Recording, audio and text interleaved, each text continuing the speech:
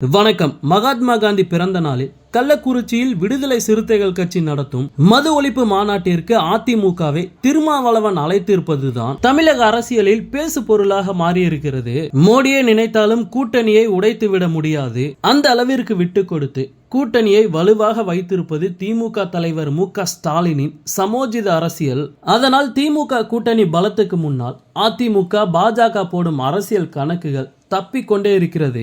அதனால்தான் கூட்டணியில் இருந்து கொண்டே திமுக அரசின் நிலைப்பாடுகளுக்கு எதிராக விமர்சனம் வைப்பது, தற்போது அக்கட்சி நடத்தும் மது ஒழிப்பு மாநாட்டிற்கு திமுகவின் நேரடி எதிரியான அதிமுகவை அழைப்பதுமான திருமாவின் சமீப கால போக்கு அதிமுக மற்றும் பாஜகவை நிமிர்ந்து உட்கார வைத்துள்ளது. அதிலும் திருமாவளவன் கொடுத்த 2 ஸ்டேட்மெண்ட் திமுகவை டென்ஷன் ஆக்கி உள்ளதாம். விடுதலை சிறுத்தைகள் கட்சியின் மது ஒழிப்பு மாநாட்டில் அதிமுகவும் பங்கேற்கலாம் என்று அந்த கட்சியின் தலைவர் தொல் திருமாவளவன் அழைப்பு விடுத்துள்ளார். மேலும் எந்த கட்சியாக இருந்தாலும் வரலாம் என்று திருமா ஓப்பனாக அழைப்பு விடுத்துள்ளார். அதோடு மட்டுமில்லாமல் தமிழ்நாட்டில் இலவச திட்டங்களை நிறுத்த வேண்டும், தமிழ்நாட்டில் இலவசங்களை கொண்டு வருவதற்கு பதிலாக மது ஒழிப்பு திட்டங்களை கொண்டு வர வேண்டும். திருமாவளவனின் இந்த முடிவை பார்க்கும் போது திருமாவளவன் திமுக கூட்டணியோடு முரண்பாடால் வெளியேறுவார். திருமாவை தொடர்ந்து ஒவ்வொரு கட்சியாக வெளியேறும். திமுக கூட்டணி கலகலத்து போகும் என்று கணக்கிட்டுதான் அதிமுகவும் பாஜகவும்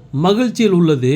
மேலும் திருமாவளவன் போகட்டும் என்கிற மனநிலையில்தான் திமுக தலைமை இருப்பதாக தெரிகிறது. குறிப்பாக திருமாவின் மது ஒழிப்பு மாநாடு அதிமுகவிற்கு அழைப்பு என்கிற விவரங்கள் அமெரிக்காவில் உள்ள முதலமைச்சர் மு.க. ஸ்டாலினுக்கு தெரியப்படுத்தப்பட்டுள்ளது. அதற்கு முதலமைச்சர் மு.க. ஸ்டாலின் அவர்கள் நடத்தும் மாநாட்டிற்கு அவர்கள் யாரை வேண்டுமானாலும் அழைக்க உரிமை உண்டு, எனவே அழைத்துக் கொள்ளட்டும், இதை நாம் தடுக்க முடியாது, நமது வேலையும் அது கிடையாது, நமக்கு நிறைய வேலைகள் இருக்கு, எனவே அதை நாம் பார்ப்போம் என முதலமைச்சர் மு.க. ஸ்டாலின் கூறிவிட்டாராம். அதாவது கூட்டணியிலிருந்து திருமா வெளியேறினால் வெளியேறட்டும், எங்களுக்கு கவலை இல்லை என்கிற தோனியில் திமுக இருப்பதாக கூறப்படுகிறது.